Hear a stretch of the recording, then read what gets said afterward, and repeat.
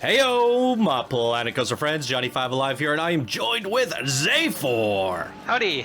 And welcome back to another Park Spotlight Contest Edition. Today we're going to be looking at Cripple Creek Valley. Cripple Creek Valley, created by Newdogg. I think Cripple Creek Valley sounds a little more fun. It's like tongue twister. And here they say Cripple Creek Valley is inspired by real Cripple Creek town nestled in the mountains of Colorado. In real life, it was a mining town turned into a tourist attraction, turned into a casino town, and now I have turned it into a theme park. Everything is named after real things, such as Molly Hatchet, named after the Molly Hatchet mine, or Western themed. Hope you all enjoy it. All right, that's fun. Let's get into it. Welcome back, everyone, and welcome to Cripple Creek Valley. As it shall now forever be known. All right, we got some wanted cowboys. I like the train station right over the entrance. That is cool. The glass windows don't sort of seem on theme, but at the same time it looks cool. Right, yeah, you could have just knocked them out and had it empty, like you do here. So are we going up to the train? What is happening here? Oh, this is for the flat ride. I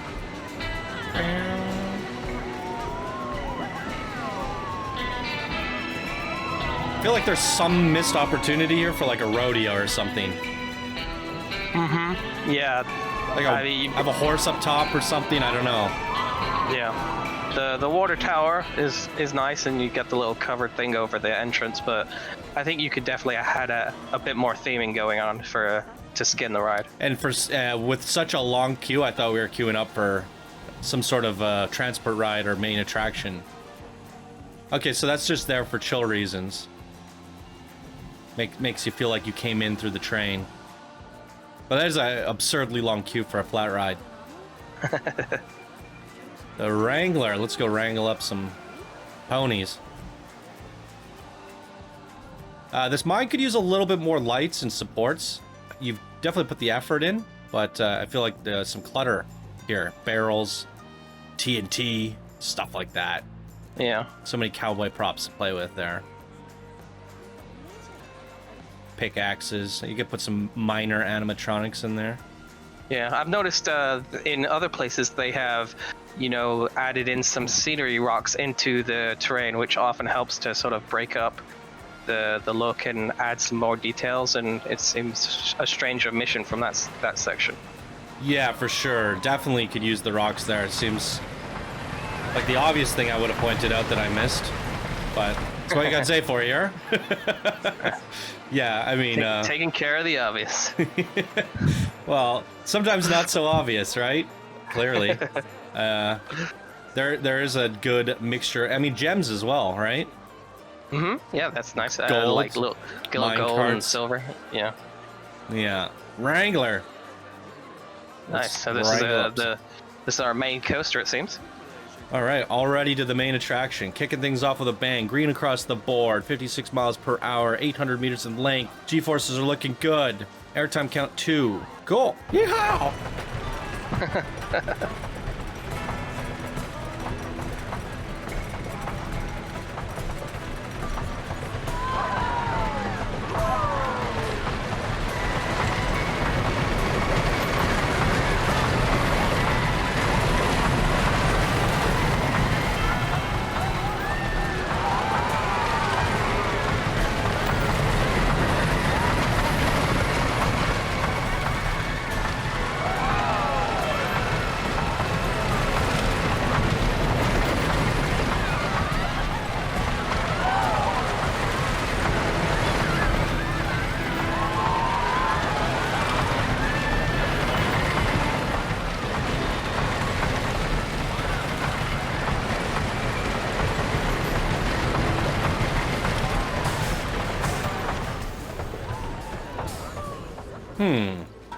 Do you want to take this one? It's a bit of an odd ride because it seems like the coaster was put in sort of after the fact to sort of go around the park as opposed to making a fun coaster and then sort of like creating the park around it.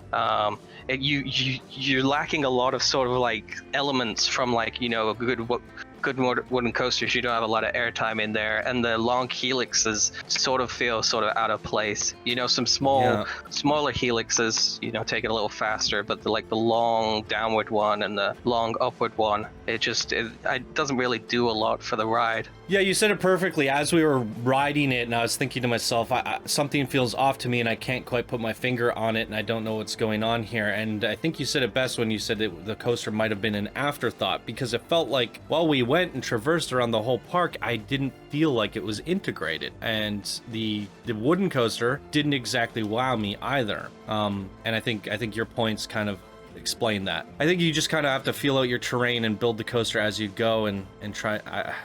It's a tricky one. Yeah, because I think they've got some elements of, you know, some fun coaster design, and I like the way it does go around the park, but at the same time it seems like a lot of missed opportunities, and obviously some places where, you know, the usual smoothing and so forth, but it feels like the coaster could have been a lot more fun and done, you know, what they wanted it to do. Yeah, and with the whole theme of the mine train town, there should have been some underground elements as well, going through some old mine shafts and, you know, having some rocks and debris falling and some, you know, near misses and some mine carts going by, right? And with that said, you could have even used a mine train coaster for your theme, because the whole thing is around a mining town turned into a theme park. So I kind of feel like sometimes your coaster is supposed to accent your theme and be integrated into the park in such a way. And I think that's where it's kind of feeling copied, or not pasted on top, not copied, but pasted on top. So a little bit tricky on that one, a little underwhelming, but at least it had some length to it. It was enjoyable for the most part, but we're moving on to the expert bracket now. So we're trying to be a little bit more critical on our feedback and really advanced. Yeah. What did I say? Expert. Oh. You've promoted him already. Okay, your advanced builder's shooting for expert. That's just right. Bum, bum, bum, bum, bum, bum, bum, bum, ba-dum. All right. All is forgiven because of those guys. Yeah, absolutely. Far goes well. Absolutely. 100% on board.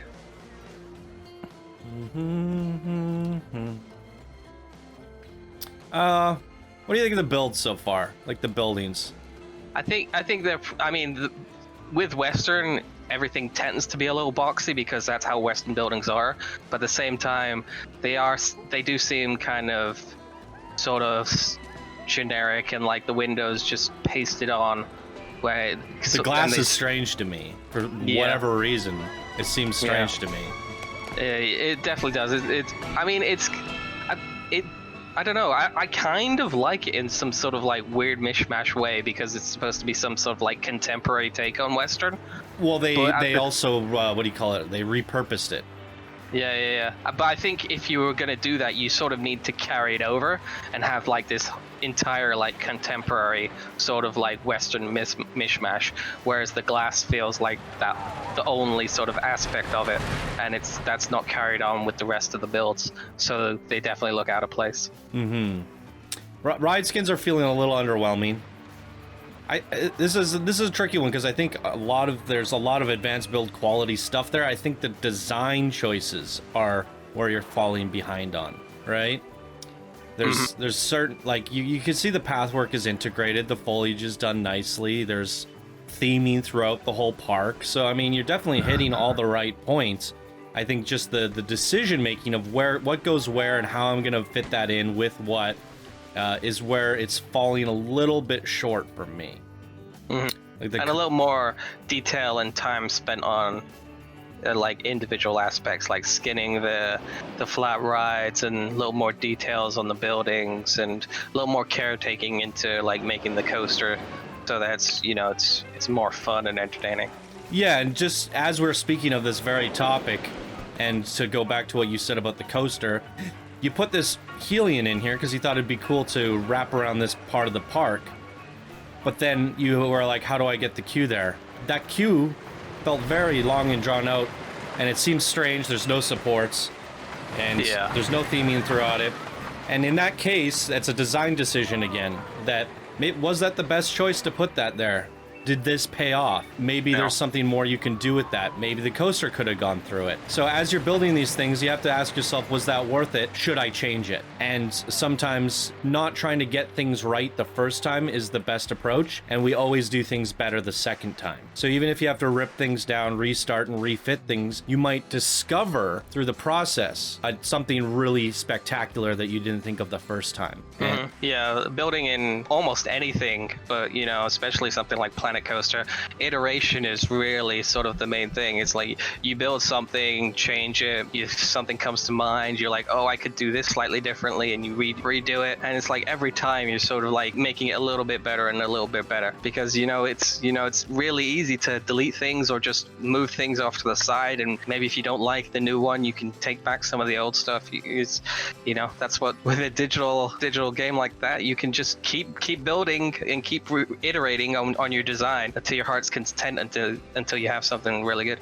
Yeah, well said. Yeah, so this one, for me, I feel like to reiterate is the design of things, the placement of things, and how you're getting to things could be improved. And then the ride skins themselves, they're slightly integrated but an underwhelming way. We have these panels underneath the ride, as well as a little water well, but not a whole lot going on. The other one was kind of stuffed into the rocks there. So what kind of creative ways can you use? Maybe this could have been some sort of a lasso. I don't know. You could have created a horse or a guy with the lasso. It's something. Try to find something that fits your theme, but also skins your ride and brings it all together in a creative way, and then integrate that afterwards. So some improvements there for you in the future. And definitely focus on your hero, the coaster. Try to think about how that's going to work in your park. Maybe this is a tricky one, because how would you approach doing a mini park contest, Safe? Or would you build the coaster first? Would you plan out the coaster, or would? Yeah, I mean, whatever your main attractions are, I think getting them down at first is the important part, because they're taking up the most space. If you've got like flat rides, then you could sort of like block them out, put the flat ride down, but then don't worry about the path, the cues, and the theming it yet. Just know, like, this is space I need to reserve for a flat ride, so I'm not going to make sure that the coaster goes through it, or if it's a flat ride where you do want interaction with coasters, then you know where it is. But then you sort of focus all your time on making the coaster, the main attractions, your selling point. They're your e-ticket attractions. There's what brings people to the parks. So you get that down, and then you go back, you do the flat rides, you do the shops, and Yeah, and to add to that, like, as you're building your coaster and you're filling out your terrain, you can find little fun discoveries. Like maybe you create like a lookout tower, or like a building kind of in the cliffside, or some mine shafts and little openings there. You might be able to do something with your terrain that comes to mind as you're building it. And I think with a lot of some of the coolest submissions that I've seen in this contest, it's a mixture of like what has happened to the terrain based off the coaster exploring the map, and how they end up integrating the park into this like upper area or this lower area or this canyon, and tried to create like a really cool exploration. And then we've had other ones where the coaster's just tucked off to the side and it's not integrated to the park at all, but sometimes the coaster or the main attraction is still pretty awesome. So I think what you did here, trying to get the coaster to go around the park and interact with all the rides, the shops, the guests, the pathing, that's to me one of the most exciting styles to shoot for. Right? But with that, you can see where you struggled with that. So you have to kind of take a step back, look at it again, and say, how do I change this? How do I make it more intuitive and integrate it? Maybe certain areas you can go, maybe I'm going to dive underground here, and then it solves this kind of little wiggly problem we're having there, and then it just comes up over here, and then we have an underground mine exploration for that part. Trying to navigate your coaster around the problems that you're having to make it more interesting, it certainly creates for a more interesting main attraction. So I think you had the right idea, you just struggled with the design. So hopefully there's something in there to help you improve for next time, or take a stab at it from a different direction. Exactly. Okay, well, what did you guys think? Do you have any thoughts, opinions, feedback for Cripple Creek Valley? Just leave your comments and thoughts down in the comment section below for Newdogg. And that's going to do it for us in today's video. Thank you all so much for watching, and we'll see you in the next one. Bye now. Bye now.